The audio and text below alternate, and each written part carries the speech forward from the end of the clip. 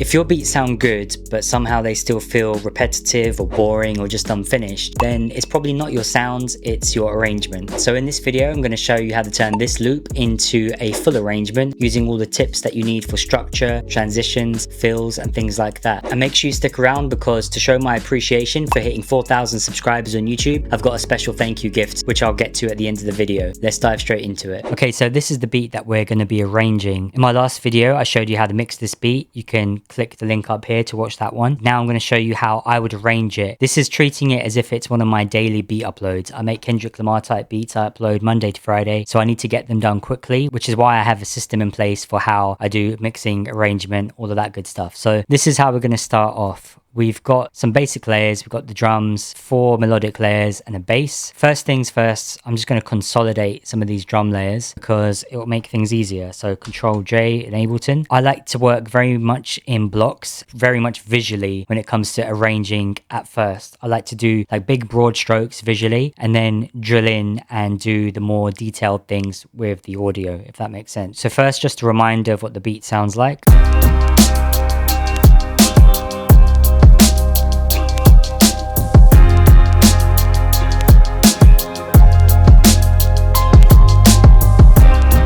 So yeah, really basic track. So the way I'm going to start off is just getting things in place visually. So I know that we're going to need around 8 bars for the intro, 4 or 8 bars, but I like to have it a little bit longer. This is going to be moved across like this. I think it's important to use locators. It just makes it easier to stay organized. So I tend to do this. Let's say verse. Now, when it comes to structure, there are so many different ways to do it. When it comes to hip hop, my usual go-to is this way: intro, verse, chorus. So we're going to do, let's say 16 for the verse, and then it will go into the hook. We'll say that this will be 8 bars. Then we'll do verse again 16, hook again. So the hook will be 8 bars, and then we'll say outro. So this is like a really basic layout that you would see in a lot of beats. You can vary this in a few different ways, and that could be by having the hook come in at the beginning and then go into the verse. You could have a bridge in there. You could have 3 verses. One of the verses could be longer. You can go up to 24 bars. One of my favorite things about hip hop is that arrangement isn't as strict as it would be with pop music, for example. But this is like a simple layout. If I want to do a quick beat, this is how I'm going to do it. So having stuff visually makes a big difference. That's why the locators are there. So if we know that this is going to be like the typical layout of the verse, we can copy that over to the next section like that. And then we could say, all right, the intro is going to be the same as the hook, like that. And then the outro will be that. Off the bat, when I'm arranging, I like to just quickly start putting things into place so I can visually see what's going on and what needs to be done. When it comes to structure, you need to think about what the listener is going to hear and what the artist is going to do. So I always like to think of it in a way that the Alchemist mentioned once, which is he's giving a track to an artist. It can't just be like a motorway with no guidelines for the artist to follow. It's so much more helpful to the artist if you've got things like a left turn, a traffic light where they need to stop, small little things that guide them, and it gently nudges them in a direction, and that makes it a lot easier for artists when they're writing and performing. With that in mind, we think, okay, the intro is going to start off, it's going to be 8 bars. What's going to be interesting to the listener? What's the artist going to do? Are they going to start rapping at the 5th bar, or is this fully going to be intro where they're just, saying their name and then the rapping starts when the verse starts? Got to think about that, because then that affects what you're going to put in here.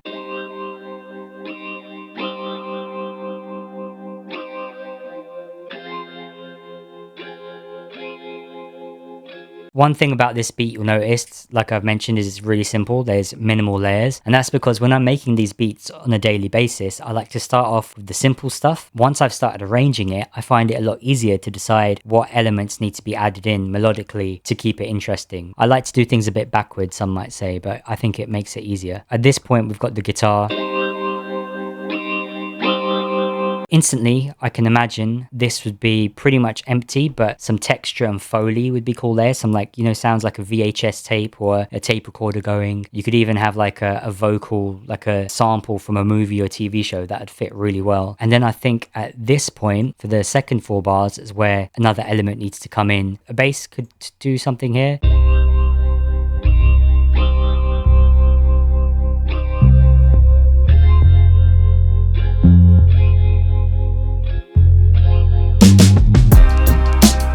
So something comes in, something changes. My philosophy is generally that every 8 bars, something has to change, whether that's something that comes in or drops out. But ideally, every 4 bars, if you want to be, really on top of things, every 4 bars is going to be an adjustment. For the first verse, imagine when it starts, we don't want everything to be in. We've got this bell. That doesn't need to be in straight away. That could be really important for the hook, but for the verse it's less important. So we'll move that to the hook. We'll take that out there. So the strings, I like having that come in the second half of the verse. And let's see which of these things, maybe the guitar drops out.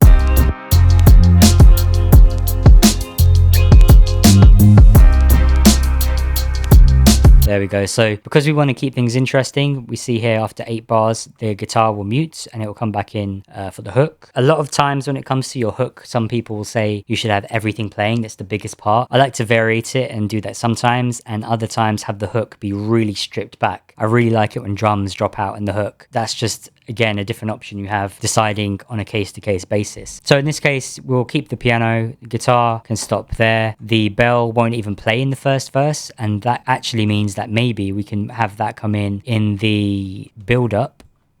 So here in the intro.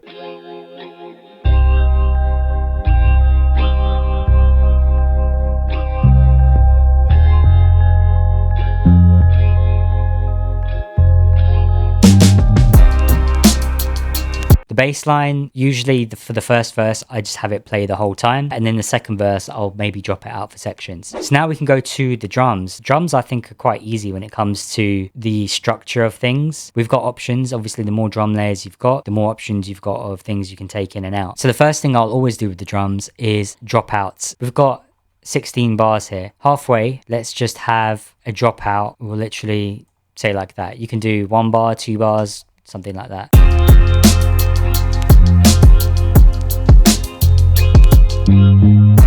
So that fits well because the bass line does something. So that's something you should do, is just keep an eye on what your other layers are doing, because you can drop things out to time, in conjunction with that. So that's the easiest trick in the book. Everyone knows that. You do a dropout, it allows emphasis on the end of a bar. So if a rapper is saying something, the dropout just really gives punch to the punchline. Now, next thing we can do is look at the hats. We've got a few different hat layers, a perks break. We can drop any one of them out. So let's say these hats.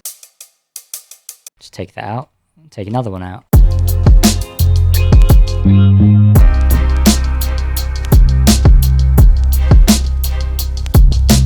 Pretty simple. You could even take out the other hat if you wanted.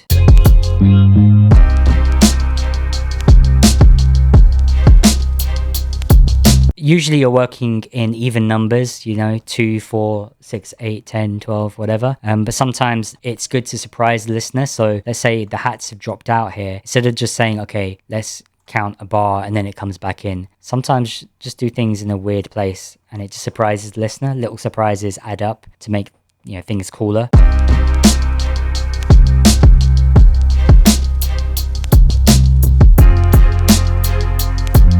And yeah, then the faster hats can come in. We've got a perks break as well. Same thing can happen, but you don't want to show all your tricks immediately, if that makes sense. So the first verse, you can be a bit more subtle. Second verse, we can do a different variation. And now because we've set things out in terms of the broad strokes, it's easy to just then move on to the second verse. And we just have to sort of rinse and repeat, just layer by layer, figure out what can drop out and if there needs to be more layers. The guitar, we can mute that for the first half now.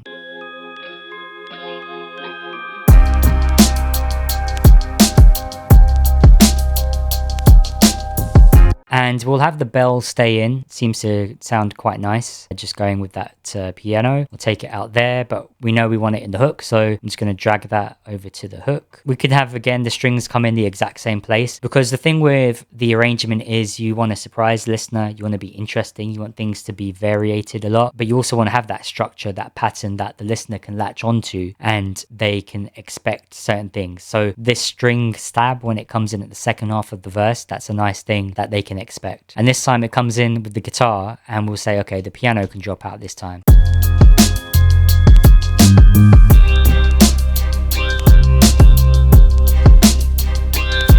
So I mentioned the bass, having it drop out at some points. So my thinking is this: either for the hook, it's going to drop out completely and then it comes back in for the verse and it stays there the whole time. Or for the hook, it can play and then we can have a drop out in the verse. So maybe we should just have the second half of the hook, it'll play, and then when the verse starts, have the bass not play, and then it will come back in. You don't want it to be too long because the bass is quite fundamental to like a hip hop track.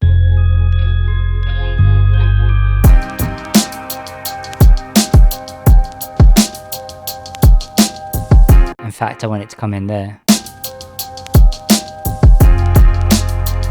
And we'll also do the same thing now with the drums. So no groovy hats there. Maybe the slower hats come in with the bass.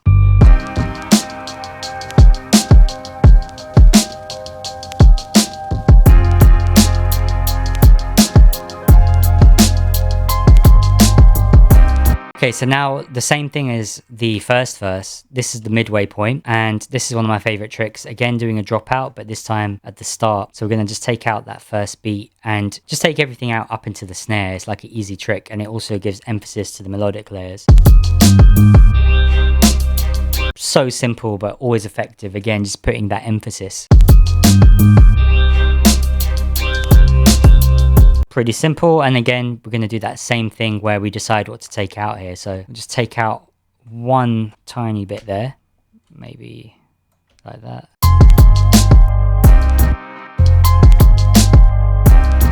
We've done the dropout on just the drums. We could just do it for the entire beat. So usually I like to do this just layer by layer and just automate speaker. So if we just go to speaker off. So having the whole track drop out again is just extra emphasis for the rapper. Really simple. So yeah, let's go back to this second half and just decide what can drop out.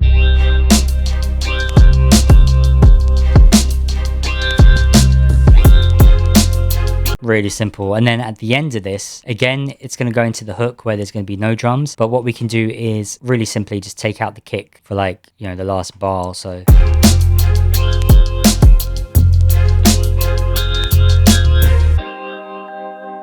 That might sound a bit sudden, but we've got some things that will fix that. Don't worry about it. All right, so if you've made it this far, then I really appreciate it. I want to say thank you because the channel recently hit 4,000 subscribers. And to celebrate, I've made a new kit called the Catalyst Kit, and it's designed to help you finish beats a lot faster. Got a bunch of cool stuff in there. I'll quickly show you. A bunch of loops with stems. Got guitar loops with stems as well. So that's just all played on my Tanglewood acoustic guitar. I've got a full drum kit in there with the sounds that I use all the time in my like boom bap beats and trap beats. I've got some drum loops in there as well. So if you just want instant inspiration, you can just drag in a drum loop. Got MIDI chord progressions as well. So if you just need something to start you off. And I've also got a bunch of fills and transitions. Really appreciate you sticking around with me for this long. Check out the kit. Link is down below. It's normally going to be $30, but for the first month, it's only $5 if you come there from my channel. So check it out. I'm pretty sure it's going to help you in some way for $5. Anyway, thanks. Back to the video. The verses are done now. That's literally all we need to do. Now we go into the hooks. So we just need to figure out what layers are going to be there and then what to do about the drums, because we look at this, it's basically 25 seconds or so with no drums, which isn't really suitable. You need to have the drums come in. So I think when the bass comes in, we can have the hats.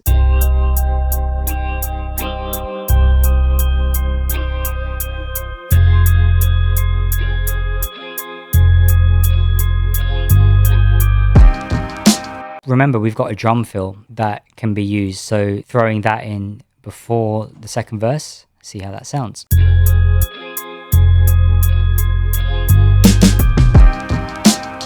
Yeah, it's pretty cool. I like that. What else plays in the hook? Because at the moment it's a little bit dry.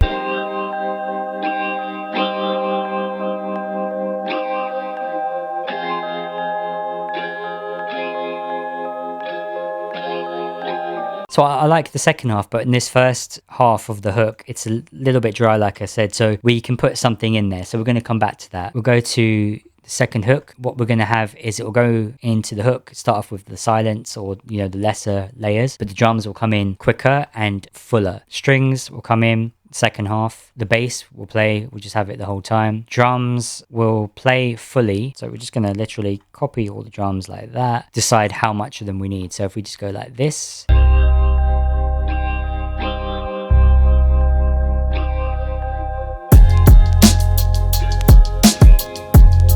Oh yeah, so we need the piano back there because it's been out for a while. So we'll bring that back in. And I think that the drum fill, just for that bit there will work. So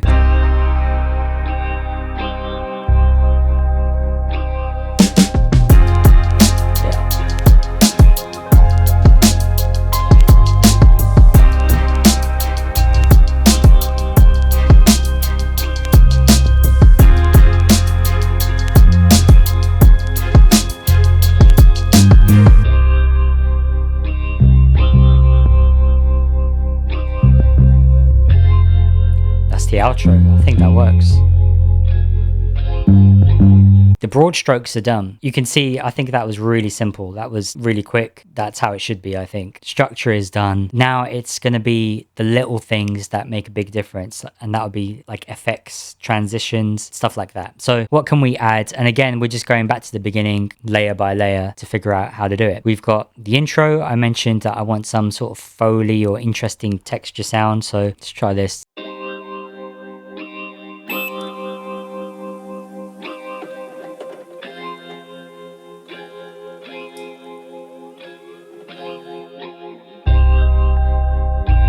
Something like that, really simple, and you can stack them, you know, put a few together. So now we go here, we've got the drum fill before the drop, so we don't need to do much else. That's fine. The other transitions we need are going to be usually like reverse sounds and things like that, or impacts. Thing is, you don't want to do too many different types of sounds. You want to sort of stick to like a palette. So that symbol will put it there. For the hook, well, we can have it here at the outro, we can have it here again, yeah, wherever you want really.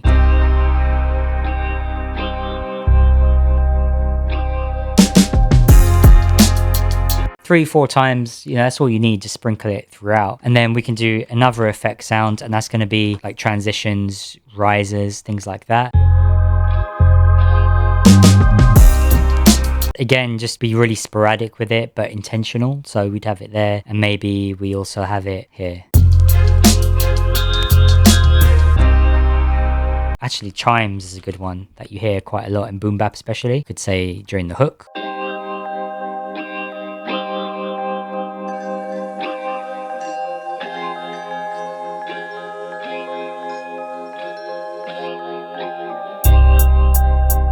Now, there was another melodic layer I wanted to add because it just needs it, I think, especially in the hook and the second hook, just to mix things up a bit.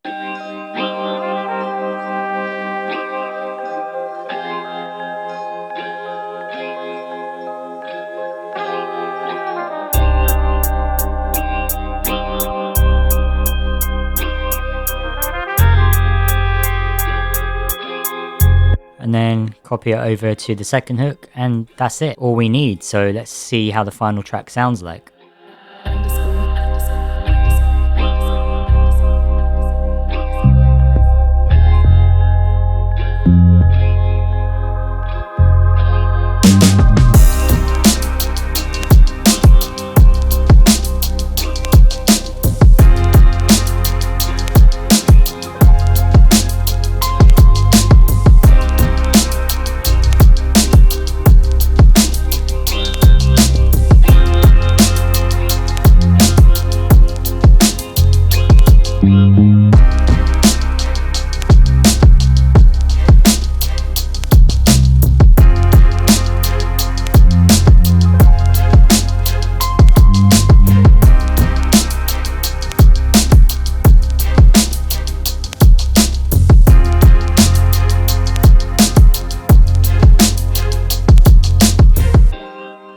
So thanks for watching. I hope this helped you in some way with your arrangement. Let me know in the comments any tips and tricks you have to make arrangements more interesting. And don't forget to check out the Catalyst kit. It's only going to be $5 for the next month, and I'm fully confident that there's something in there that can help you with your production. Anyways, thanks for watching, and if you want to see how I mix this beat, then check out this video right here.